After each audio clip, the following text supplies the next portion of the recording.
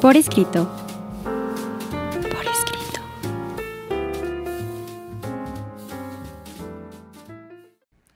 Estamos en un programa más de Por Escrito. Bienvenidos, estamos en Radio Anáhuac y el día de hoy nos acompaña... ¿Qué tal? Sean muy bienvenidos a este programa en donde las letras importan. Mi nombre es Cecilia Durán Mena y en este espacio gigante seguimos atrapando lectores para nunca dejarlos ir, escritores también. Un servidor, Juan Carlos Padilla, también los saluda. Jania en producción. Las redes sociales, por favor. En Facebook estamos como Por Escrito MX, en Twitter Por Escrito _, en Instagram Revista Por Escrito, en Himalaya Por Escrito, en Spotify Por Escrito, en YouTube Revista Por Escrito, en Radio Anáhuac en 1670M y en Código Libre los miércoles a las 9:05 de la noche y en nuestro sitio web www.porescrito.org. Así que síganos, por favor. Se nos ocurrió una gigantesca idea y por eso vamos a platicar y este programa es muy, muy especial. Vamos a nuestros pretextos literarios. Pretextos literarios.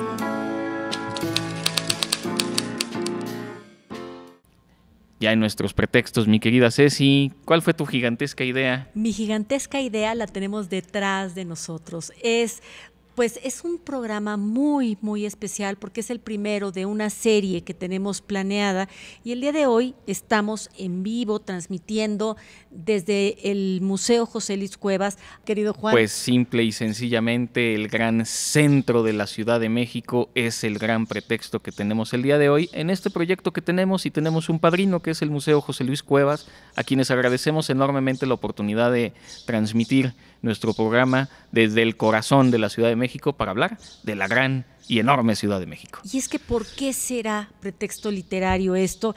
Este edificio, Dios santísimo, o sea, este edificio es un edificio viejo, que si pudiera hablar, Juan Carlos, ¿cuántas historias podría contar? ¿Cuántas historias de lo que fue México y ya no es? Y de lo que somos como mexicanos el día de hoy por lo que fuimos. Entonces, quisiera empezar por un dato bien curioso, bien interesante.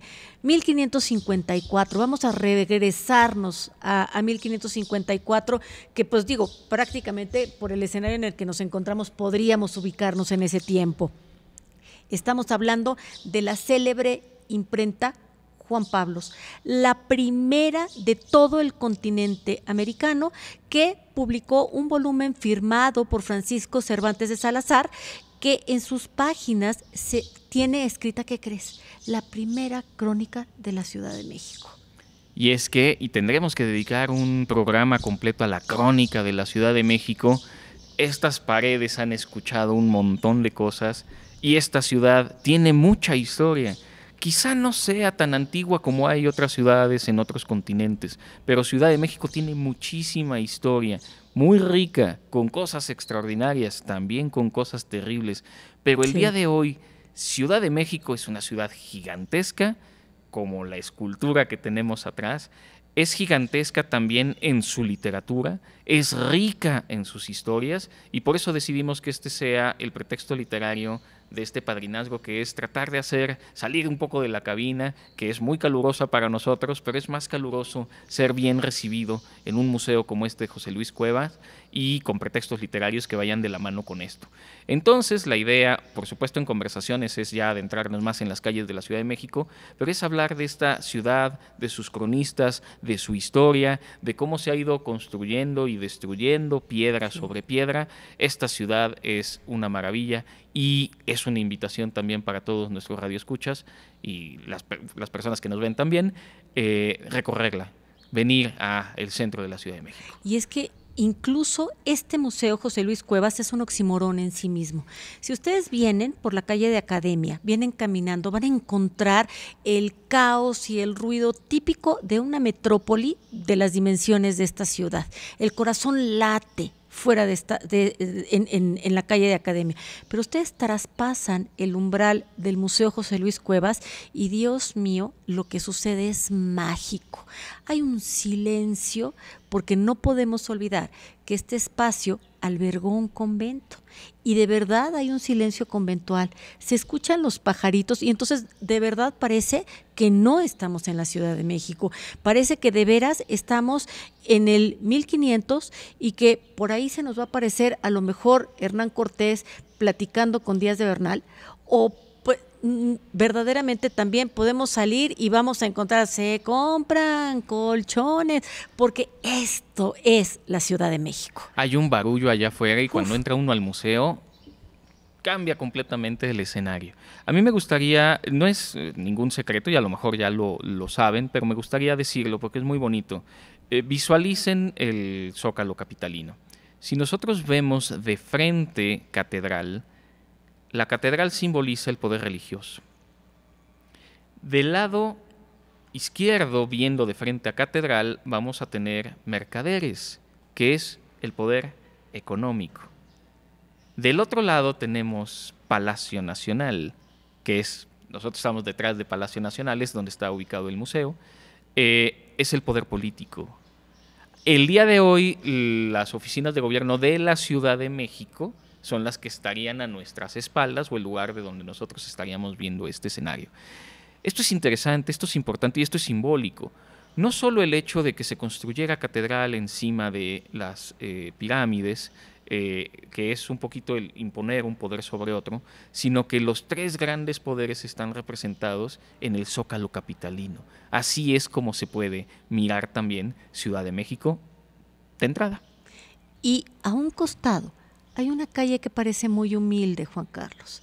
Hay una calle que parece muy cortita y es la calle de la Academia. En la calle de la Academia está el museo y es que la Academia también es un poder. El saber es un poder, la información, nos han dicho, es poder. Y tú y yo que pertenecemos también al mundo de la academia, sabemos lo importante que es darle poder a esta calle que representa mucho de lo que es la academia. Es humilde, es, claro, algunas veces no tan humilde, ¿verdad? Pero es pequeñita, etcétera, pero también está presente en el centro de la Ciudad de México y este lugar que está en la calle de Academia, en donde podemos ver un espejo muy poético de lo que es esta vibratura de la ciudad, que es una maravilla, y yo creo que por eso es tan importante que nosotros hablemos de este tipo de museos, porque si ustedes se fijan, la giganta que está atrás de nosotros, la voy a tratar de describir para las personas que no la pueden ver. Es una escultura de grandes dimensiones hecha por el maestro José Luis Cuevas, en donde es una obra de integración, es una obra que ama la diversidad, es una obra que es un giganta, y hablaremos más tarde de ella, pero además es una obra muy moderna que tiene su casa en un edificio muy viejecito. Una cosa que me maravilló cuando fui entendiendo la lógica de la forma en que se fue construyendo la Ciudad de México son sus calles que estaban como aglomeradas por gremios. Nosotros todavía el día de hoy podemos ir a diferentes calles, obviamente la que me sé de memoria es Donceles, pero si queremos cosas de electricidad, Donceles porque es la de las librerías, ¿no? Las librerías de viejo, Donceles es una maravilla. Podemos conseguir electricidad, entonces ya sabemos a qué calle ir. Que si la peletería, entonces vamos a esta otra calle. Si nos alejamos un poquito, vamos a encontrar la Merced. Entonces está todo ubicado por gremios y es lógico que fuera creciendo así la Ciudad de México. A mí eso me gusta mucho, nos ayuda a entender la ciudad, nos ayuda a entender también por qué hay tanta gente aquí. Y por eso es una maravilla poder estar en un museo, no escuchar el barullo allá afuera, porque allá afuera no solo hace calor, también hay mucho ruido y es porque estamos viviendo Ciudad de México con intensidad. Con toda la intensidad de sus contrastes, mi querido Juan, porque bien lo dices, la Ciudad de México es el corazón vibrante de esta república tan contrastante. Entonces, vamos a jugar un poquito con los edificios del centro histórico. ¿Cuál, mi querido Juan, es el edificio histórico de la Ciudad de México que es más mencionado en varias obras literarias como símbolo del poder nacional? Como símbolo del poder nacional. Es que se me ocurren algunos, pero no sé a cuál te estás refiriendo, mi querida Ceci.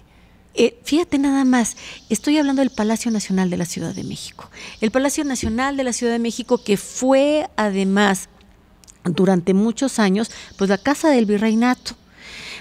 Después se iría el poder político a Los Pinos, pero hoy está de regreso y hoy el presidente de la República vive en ese edificio maravilloso que es el Palacio Nacional. Me hiciste recordar, hace no mucho fui a Ibayan, el castillo de Chapultepec. Puf. Y es que cuando uno va al castillo, haciendo referencia a otro momento histórico, es impresionante. Será el emperador Maximiliano quien trace la línea de lo que es el Paseo de la Reforma. Y Reforma desde el cuarto de los emperadores. Es impresionante la vista que se tiene hacia lo que él quería tejer. Al final él empezó a hacer un proyecto de ciudad que no es menor, aunque no durara mucho este segundo imperio. No es menor las pretensiones que tenía Maximiliano en otro momento histórico en esta conexión de las afueras de la ciudad, como podía ser Chapultepec, con conectar la ciudad. Por supuesto. Ahora, te voy a hacer otra pregunta. ¿Cuál será, y acabamos de caminar por ahí, cuál será la calle peatonal del centro histórico más famosa y que más veces se ha mencionado en obras literarias? Me imagino que será la calle de Madero. Por supuesto. Ahí ya la libré. No sé si ubican en otras ciudades como Nueva York y en Los Ángeles estos como grandes cruces peatonales que hay. Bueno, cruzar Eje Central y Madero es la calle peatonal más transitada de toda la Ciudad de México. Y además se ve hordas de personas, parecemos un enjambre de hormiguitas con todo tipo de personajes. O sea, encontramos extranjeros porque son turistas, encontramos personas que vienen a trabajar, personas que vienen a comprar cosas, en fin. A ver, ahí te voy con otra pregunta, también del centro histórico, muy cerquita de esta calle de Academia. ¿Cuál es el mercado más antiguo de la Ciudad de México que ha inspirado a varios escritores y artistas y en donde te perdiste? Me perdí alguna vez en la Merced en un muy mal día. El 5 de enero, cualquier 5 de enero es una muy mala idea, pero bueno, así aprende uno a caminar por la Ciudad de México. Pero bueno, mi querida Ceci, creo que se nos está terminando el tiempo de esta primera sección. Vamos a continuar con las conversaciones, recorriendo lugares, recorriendo monumentos como pueden ser edificios simbólicos y callecitas y quizá alguna que otra historia de aquí el centro de la Ciudad de México.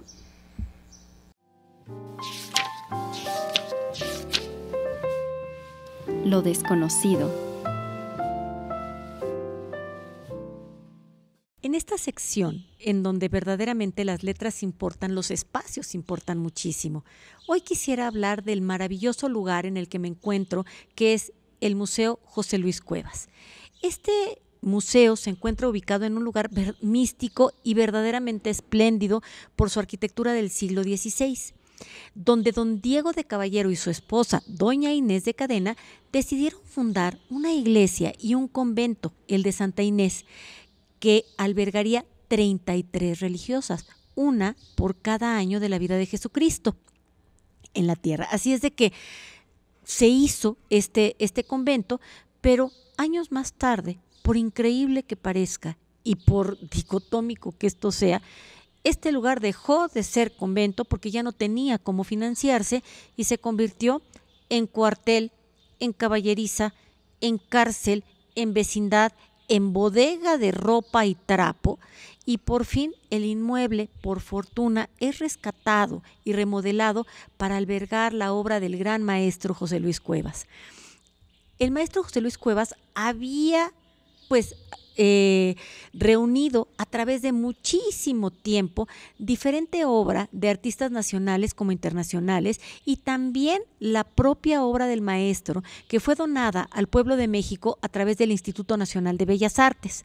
La magna inauguración del Museo José Luis Cuevas fue en el año de 1992, el 8 de julio.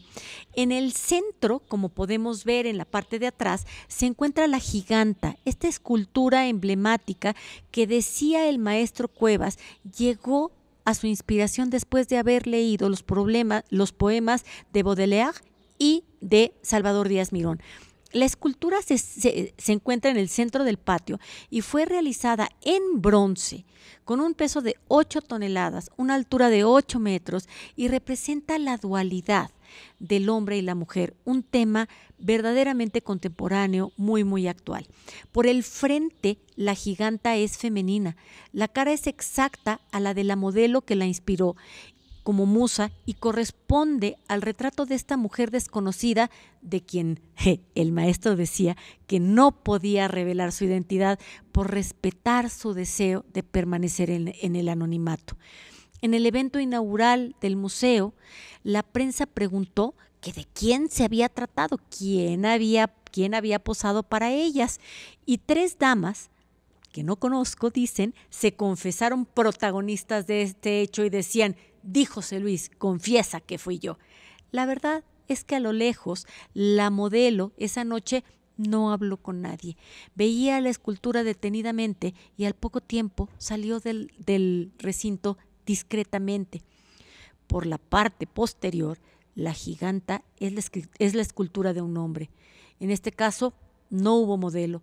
Es un autorretrato, es una especie de coloso con una gran fuerza. Así es como se conjuga la dualidad sexual en esta obra. Las ataduras de la transparente indumentaria, que pareciera estar hecha de gasa, se han desatado de las piernas y de los brazos para dar paso a esta libertad femenina que, con la espléndida iluminación nocturna o con la brillante luz del día, produce sombras y destellos en una conjunción con los efectos creados por el propio edificio. Pareciera entonces que la giganta está avanzando desde el centro del patio hacia la puerta. Es un efecto verdaderamente intoxicante. Esta mujer ha roto sus ataduras. ¿Cuántas quisiéramos poder decir lo mismo? Que teman, que no teman, a pesar de todo, quitarse las cadenas y salir caminando. Este es un tema que el propio Cuevas trabajó muchísimo. Según sus propias palabras, decía: sé que hay mujeres a quienes la escultura les ha despertado ciertas sensaciones, hasta de tipo sensual. Este hecho me agrada, confesaba el escultor, ya que es el acto creativo. Y el acto creativo no deja de ser un acto erótico, y el arte es provocar, es transmitir emociones. Sin duda, cuando nosotros vemos de frente la giganta, no podemos más que emocionarnos. El tema del gigantismo es obsesivo para la obra de José Luis Cuevas.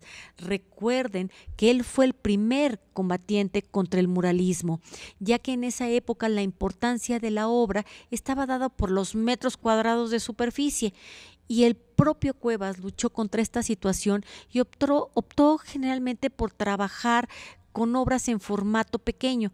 Sin embargo, en la última etapa de su obra creativa, tuvo la tendencia de estas obras de gran formato, también sobre tela, sobre papel y sobre bronce, como lo vemos atrás de nosotros. Así es de que en 1971 hizo la primera litografía de 2 metros de alto que tituló El Gigante. Y al hacer la escultura retoma este tema que lo fue obsesionando en los últimos años de su vida, en donde sus temas eran el sueño y los fantasmas. Durante este proceso de armado al centro del claustro del exconvento de Santa Inés, la escultura ya estaba puesta de pie hasta la cintura. Y una mañana, ¿qué creen? Muy temprano, los trabajadores escandalizados descubrieron una cara sobre la rodilla derecha. Al verla, pensaron en primera instancia que era cosa de la patina, pero la tocó y sintió el relieve, y en ese momento el sorprendido autor se dejó inspirar y pasaron por su mente más de 1000 ideas, y entonces supo que se trataba de un fantasma, y ese fantasma quedó plasmado en la rodilla de la giganta. En algún momento le quedó la tentación de borrarla, pero no, por fortuna se negó rotundamente.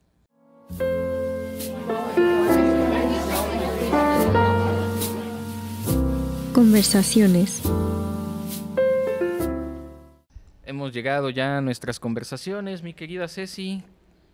¿Cómo te gustaría comenzar? El centro histórico ha sido un pretexto literario tan interesante porque ha habido muchísimos escritores que lo han tomado como tema, como escenario, como personaje, pero también hemos tenido muchos escritores que han sido cronistas de la Ciudad de México. Entonces, ¿qué te parece si empezamos por un cronista que es uno de los últimos cronistas de la Ciudad de México? ¿Qué te parece si empezamos por Carlos Monsiváis? Me parece perfecto, adelante. Fíjate que, bueno, los rituales del caos, además me parece un título de una persona muy conocedora de lo que es la Ciudad de México.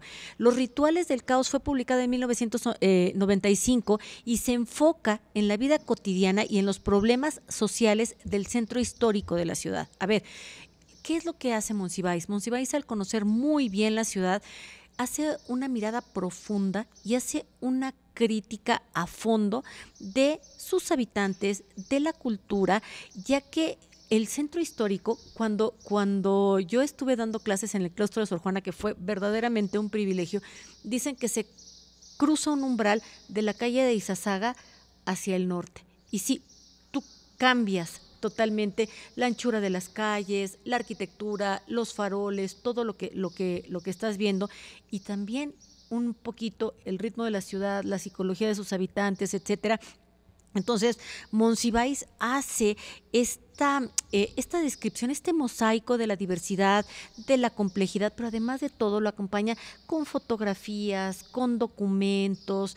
Es verdaderamente una obra muy compleja y completa de una persona que quiera mirar de verdad a profundidad el iceberg de lo que es la Ciudad de México. No, sin duda, sin duda. Y si quieres podemos darle continuidad con Salvador Novo. Salvador Novo es una pluma extraordinaria. Corrígeme si me equivoco y me puedo equivocar, Ceci. Creo que Salvador Novo vivía por Coyoacán, donde está Coyoacán, la calle Salvador Novo. Así es. Y entiendo que su casa era lo que hoy es el Museo de la Acuarela. De la Acuarela, así es. Es muy, muy interesante. Lo que tenemos, y el guión nos lo regala, es que en 1952 fue publicada El Corazón de la Ciudad. ¿Y qué vamos a encontrar en El Corazón de la Ciudad, escrito por Salvador Novo? Crónicas en las que él va a relatar la vitalidad y la riqueza cultural del centro histórico de la Ciudad de México. Él podría haber vivido en Coyoacán, pero había que venir acá. No puedes, sería muy difícil sentirte citadino y no conocer el centro de la Ciudad de México. Presenta Salvador Novo una visión detallada y evocadora de sus edificios, sus monumentos, los personajes, las costumbres propias de esta década de los años 40, de los años 50. La obra incluye también fotografías, incluye dibujos. Ese es otro ejercicio muy bonito de Ciudad de México, que es tratar de reconstruirla. Y es un ejercicio que se suele hacer, agarrar la cámara en un ángulo, tomar la fotografía y llegar 5 años después, 10 años después, y cómo cambia la Ciudad de México. Estoy seguro, porque esto nos pasa a todos cuando vamos en el carro, de ¿y ese edificio nuevo? ¿Qué había antes allí? Nos va cambiando la ciudad nos transforma, la ciudad nos envuelve y nosotros transformamos, por supuesto, la ciudad. Y fíjate que hablando de Salvador Novo, que además es uno de mis autores favoritos, a mí me gustaría platicar un poquito de Estatua de Sal.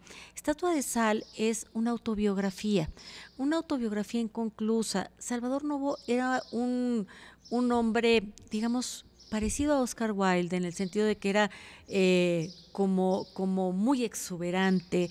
Él era pues un hombre que podríamos decir flamboyante, por decirlo de alguna forma. Gitanjafóricamente. Pero también era un hombre muy discreto. Entonces, él vivió su preferencia de una manera discreta hacia el exterior, intensa hacia el interior. Por lo tanto, Estatua de Sal pidió que se publicara cuando él ya no estuviera vivo, por evidentes razones.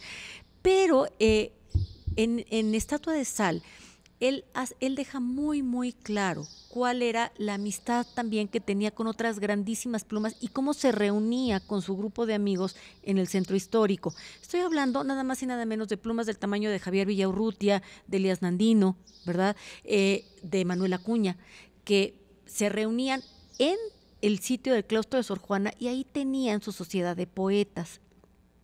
Novo se hace cronista de la Ciudad de México y entonces nos cuenta las historias de los tranvías, nos cuenta de a qué olían, de los churros del Moro, y entonces vamos caminando por ese México que tal vez, mi querido Juan, ya no existe, de esos edificios que hoy se transformaron en otra cosa, y nos cuenta desde una visión que en ese momento era muy moderna, y que si nosotros hoy que hicimos este ejercicio, que paseamos por la calle de 5 de Mayo, tal vez ya no encontráramos eso mismo que Novo sí vio. No, desde luego, la ciudad cambia y la ciudad nos transforma. Ustedes no lo saben y no estoy yo para andar dando anuncios, pero a ver, una cosa que era tradicional en Ciudad de México eran las churrerías. Uf. La famosa churrería del Moro sí se renovó y ahorita está como más en boga, pero no es lo mismo que era en otras épocas. No. Y no están ustedes para saberlo, ni debería yo de contarlo, porque a Ceci se le antojaron unos churros cuando veníamos caminando No ahorita por la cosa. ciudad, que se llamaban los churros de la Catrina. Está interesante. Quisiera platicar de otra crónica que debo confesar que cuando leí el título me dio risa. La región más transparente. Dije, es que, ¿cómo se va a llamar la región más transparente si esta ciudad es una de las más contaminadas? Bueno, también este bullicio trae consigo estas consecuencias que, bueno, no se pensaron cuando se fue fundando la ciudad, por supuesto, y que ahora ya estamos pues tratando de quitar. Me refiero a la obra de la región más transparente, publicada en 1958 por Carlos Fuentes. Esta es un proyecto que tiene Carlos Fuentes, que comenzó a escribirla cuando tenía 25 años y finalmente se va a publicar en 1958 cuando él ya tiene 29. Pero un muy joven Carlos Fuentes haciendo una crónica también de la Ciudad de México. Una maravilla. Al final, y más o menos en la misma época en la que fue publicado lo que comentábamos de Salvador Novo. Sí, por supuesto. Además, toma la región más transparente de un poema de López Velarde, y yo creo que si López Velarde se diera una vueltecita, pues a lo mejor ya no la sentiría tan transparente. Sí. Quisiera, bueno, porque además Carlos Fuentes fue un gran amante del centro histórico de la Ciudad de México. Escribió La muerte de Artemio Cruz. Esta fue publicada en 1962 y publica una visión panorámica de la historia del México que le fue contemporáneo a Carlos Fuentes, y la rememora como una transformación industrial, como un político agonizante. A ver, Artemio Cruz es un personaje corrupto, es un personaje tranza, es un personaje político, ¿verdad? No es que hagamos ilusión o alusión a nada, pero sí un poquito a la vergüenza de lo que también puede ser ese mexicano que no queremos ser. Y es el testimonio y el pensamiento de un hombre que está muriendo, y del repaso de su vida corrupta y de cómo esa vida corrupta la está relacionando con el cuerpo, una idea fantástica de Carlos Fuentes. Y en donde este hombre va empezando a pasear por todo el centro histórico, y entonces va recordando cuáles fueron los lugares en los que cometió estos actos de corrupción y cómo cada parte de su cuerpo se va empezando a pudrir. Muy interesante. Carlos Fuentes, bueno, ¿qué podemos tanto decir de Carlos Fuentes? Además, Aura, que la casa de doña Consuelo Llorente está aquí, yo creo que atrás de la calle de Academia. A ver si la vamos a visitar al ratito. Bien, vamos a hablar de otro de los grandes, con una lectura que a mí me la dejaron en secundaria. Las batallas en el desierto, de la Carlitos. Que esta Café Tacuba hace una canción al respecto. A ver, José Emilio Pacheco es otro de los grandes cronistas. Vamos a avanzar, más bien vamos a retroceder un poquito en el tiempo, vámonos a los 40, donde un muchacho se va a enamorar de la mamá del amigo. Esto es como muy extraño, muy extraordinario, pero también es nuevamente un relato del centro histórico de la Ciudad de México, de las escuelas en la Ciudad de México, y sin querer, porque es lo que termina haciendo el escritor, es reflejando su tiempo, es haciendo un retrato de época. Nosotros ahorita estamos en un museo que está escondido, que guarda su historia, es rememorarlo, es renacerlo, es redescubrirlo. Yo aquí había venido hace muchos años, no había regresado y es una maravilla reencontrarte con estas calles, reencontrarte con esta historia, es seguir aprendiendo de nuestra propia historia. Y me habías hecho recordar con lo que decías de la muerte de Artemio Cruz, con La anatomía del mexicano de Roger Bartra. Ah, claro. Claro, es un nombre muy afortunado. Me quedé pensando si la idea de Anatomía del Mexicano hubiera venido de ahí. No es un libro que hable sobre la Ciudad de México, pero sí del carácter del mexicano. Claro. Y fíjate que a mí me gustaría recomendar un libro de Elena Poniatowska que es Hasta no verte, Jesús mío. Es una obra que retrata la vida de los trabajadores y los habitantes de los barrios pobres ubicados dentro del centro histórico de la Ciudad de México. Creo que parte de lo que Elena Poniatowska quiere revelar son estos temas de la pobreza, la marginalidad, la corrupción y también la esperanza, ofreciendo una visión muy, muy emotiva de la vida de este centro histórico de la Ciudad de México. Pensemos que el Quinto Patio podría ser algo muy parecido a esto que estamos, en donde la Giganta está en este momento situada, y es la riqueza cultural también del lumpen de la Ciudad de México y de cómo esta cultura de la Ciudad de México pues es parte de la vida del mexicano, sin duda. Bien, quisiera hacer alusión ahora a Carlos Pellicer. Él no es de la Ciudad de México, su estado natal es Tabasco, él es tabasqueño. Sin embargo, en un libro que se publica que se llama Los elementos terrestres, hay un poema dedicado específicamente a la Ciudad de México. Y esto es interesante porque casi todos los que hemos descrito sí nacieron en Ciudad de México y es quizá hablar de casa, ¿no? Pero alguien que viene de fuera tendrá otra visión, que es un poco lo que ocurre con los foráneos cuando visitan Ciudad de México, Claro. que puede parecer espeluznante y peligrosa o puede ser también maravillosa, y lo mismo ocurre con los extranjeros. Este poema de Pellicer describe la ciudad como una metrópoli con contrastes, donde conviven la belleza, la fealdad en el mismo centro histórico, la luz, la sombra, la alegría, el dolor. Y el poema también hace referencia a algunos lugares emblemáticos del centro histórico, como el Zócalo, como la Catedral, que es ineludible. Vaya, creo que sí es muy impactante, si no conoces el Zócalo, de repente dar vuelta a alguna de sus esquinas, de donde la quieras ver, y de repente ver la plancha del Zócalo y la gran catedral con los edificios esplendorosos alrededor, es una maravilla. Majestuoso. Y a mí me gustaría seguir con otro chilango. Chilango conste, somos los que nacemos en la Ciudad de México y que hace una valiosa contribución a la literatura universal y a la literatura mexicana, que es Octavio Paz, y todas sus reflexiones sobre el centro de la Ciudad de México, que son fundamentales para entender la complejidad y la riqueza cultural de lo que es México, de lo que somos los mexicanos. ¿Qué ofrece Paz? Ofrece una visión crítica, profunda y además poética de la vida de la capital mexicana. Me refiero en específico a un capítulo que es el capítulo de los pachucos, el pachuco y otros extremos. Se titula este capítulo de la obra, yo creo que más leída de Octavio Paz, tal vez a lo mejor menos entendida, pero de la más leída, que es El laberinto de la soledad. Bien, yo me voy a salir un poquito del guión porque quiero hacer una recomendación. No viene aquí y es algo que fui descubriendo más bien con el tiempo, y es que la comunidad judía en México se fue haciendo también en el centro histórico. Tuve la oportunidad de visitar 2 sinagogas que se encuentran por aquí, una más antigua, otra más moderna, y es fascinante también entender, porque además es algo muy de la comunidad judía, el hecho de hermanarse y de también estar en la misma zona geográfica. Todavía se conoce cuál fue la casa de quizá uno de los más conocidos, al menos en mis tiempos, Jacobo Zabludowski, porque además se dedicó a la comunicación durante prácticamente toda la vida.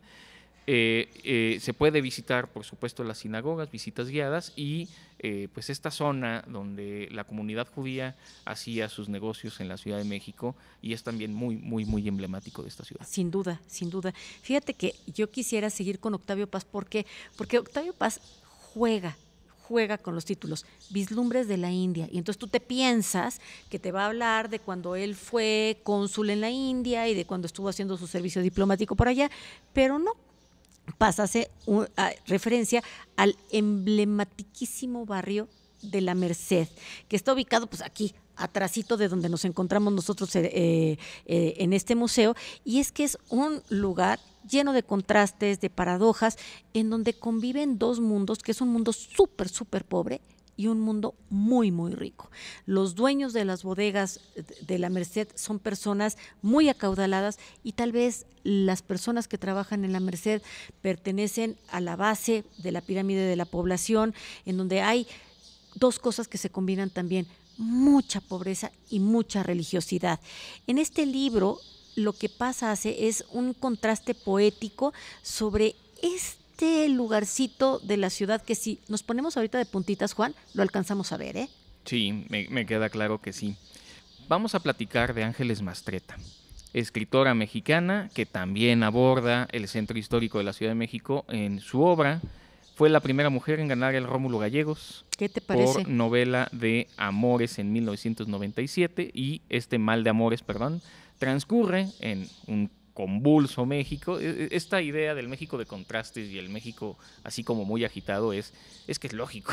Solo venir a la Ciudad de México es suficiente. Solo llegar al Museo José Luis Cuevas es suficiente para darte cuenta del barullo que se vive en esta extraordinaria ciudad. Entonces es invitarlos a leer también, porque ya se nos está medio acabando el tiempo, a Ángeles Mastretta, porque tenemos todavía algunos otros escritores por recorrer, y por supuesto, obviamente y nuevamente, la invitación a darse la vuelta a la Ciudad de México. Por supuesto. ¿Con quién quieres continuar, mi querida Ceci? Con mi consentidísima Sor Juana. ¿Cómo no vamos a hablar de Sor Juana estando pues aquí casi a puertas de lado, de donde ella vivió, de donde ella escribió, una de las más grandes escritoras, no, yo digo, no solamente de la literatura mexicana mundial, no escribió tal vez específicamente sobre el centro histórico de la Ciudad de México, sin embargo, su obra literaria, que abarcó poesía, teatro, prosa,